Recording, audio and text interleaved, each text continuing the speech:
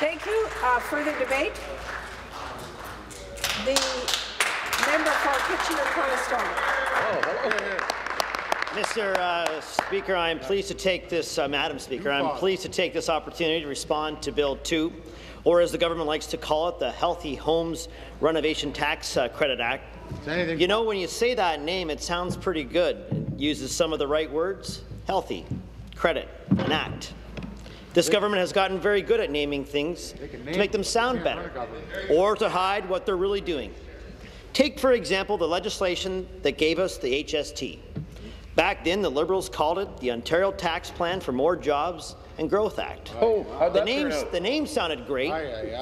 The reality, unfortunately, not so much. Bill 2 also says one thing, but means another. The name suggests that anyone could qualify for a tax credit to renovate their home. That couldn't be further from the truth. The bill, as written, applies only to seniors over the age of 65 who can afford to spend $10,000 on very specific types of renovations. Madam Speaker, during the election, people in my riding of Kitchener-Conestoga told me time and time again that the cost of living in Ontario is becoming unaffordable. Right. It's harder to make ends meet. Absolutely, that's exactly right. They were vocal about the dramatic hydro rate increases over the past several years. Okay. They're alarmed at the prospect of an additional 46% increase over the next 5 years. Okay.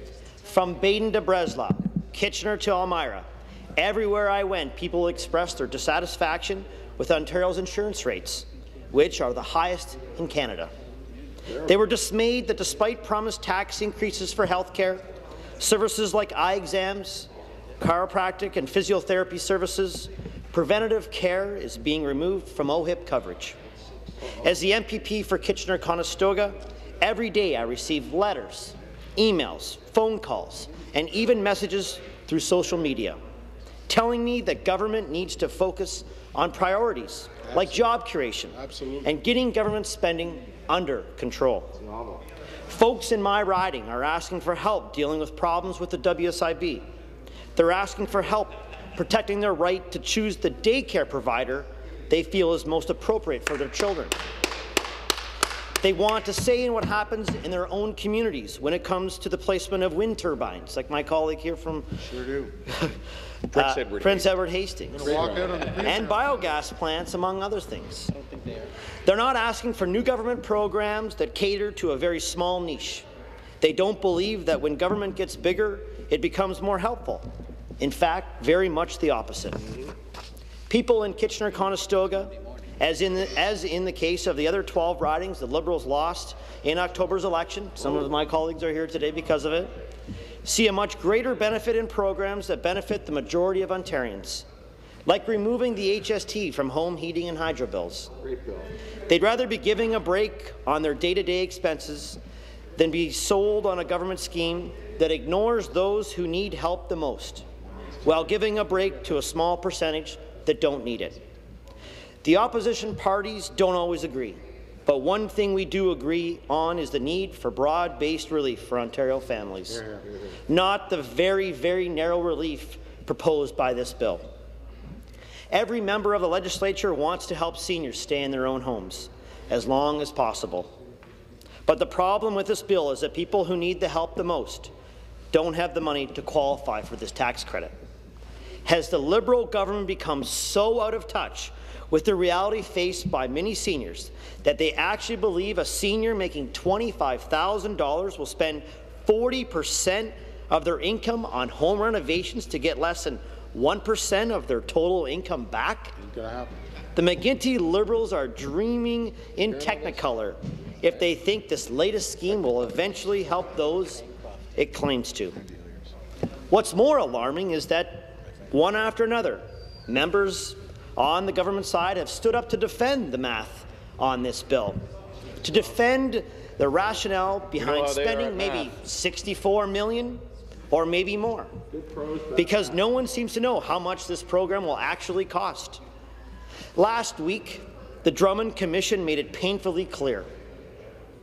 Ontario is in the mess we're in today because this government has failed to keep spending in line with revenues. The McGuinty Liberals have been such a colossal failure that we're now on the road to a $30 billion deficit and a total debt of well over $400 billion. Thanks to the fiscal mismanagement of the McGuinty-Duncan duo, Ontario is on the road to becoming just like Greece. And while this government has continued spending more than $2 billion since the last election on key priorities like unbuilding the power plant in Mississauga, we all told them not to build it in the first place. The whole our children, and in this case, my newborn Murphy Harris, who is Congratulations. There you go. 1 week today. Who is a week old, watching at home on TV, is now strapped with a $21,000 debt before he even took his own first breath, which is unfortunate. Our grandchildren, and yes, our even great-grandchildren, will inherit. Just keeps getting better. Oh, he's finally tuned. But with all the spin doctors the Liberals have hired lately, who I'm sure are now hard at work trying to save the Minister of Health from her scandal at Orange, it's no wonder this government hasn't got a clue what average Ontarians face each and every day. So the problem with this bill, as has been the case with so many other bills passed by the McGuinty government, is that it only benefits a very small percentage of Ontarians. What's even worse is that it ignores those who face a daily struggle to stay in their own homes as a result of this government's reckless spending and tax increases on life's necessities. Seniors like Bill from Elmira, who I met during the election. Bill considers any type of home renovation to be an unaffordable luxury because he's having a hard time simply making ends meet. Bill's right. But I think we're losing sight of the most important thing in this debate. In today's difficult economy, in a time when reckless spending by this government has left the cupboards bare, we should be asking ourselves, what kind of government program will help the most people? If members on the other side of the House judge Bill 2 by this standard, they would have no choice but to agree with the majority in this place. Members of the PC and NDP caucus who know that if you want to help the most people, you do it by giving broad-based relief that not only a few people can afford to take advantage of. You know, sometimes politics gets in the way of good decision-making. Liberal members on the government side often dismiss criticism of the record as just rhetoric. But even the Auditor General and now the Drummond Commission have questioned the values for money spent on many Liberal spending programs just like this one.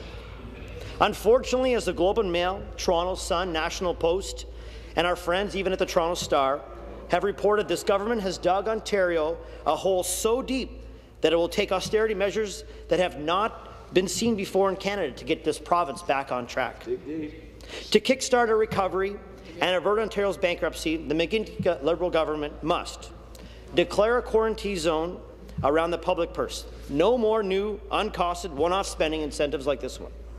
If Dalton McGuinty declines any of Mr. Drummond's recommendations, a new idea to save money must be put forward in its place.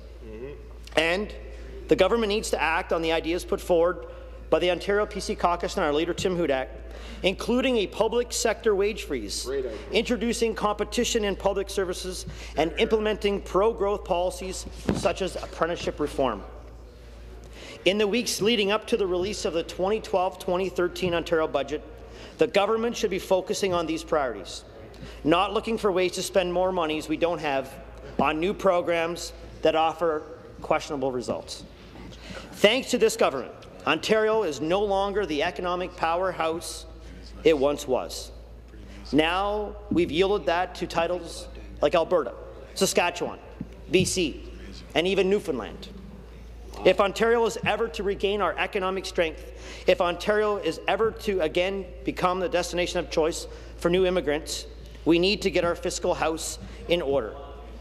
This government must start spending taxpayers more money more carefully.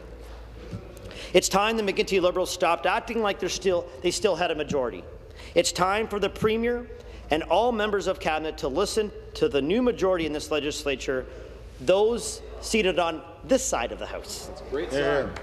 We all want to help seniors in our communities and across our province. In my view, voting against this bill is the best way to support every Ontario senior. It's the only way we can pressure this government to work with the opposition to provide real relief for seniors. For these reasons, I cannot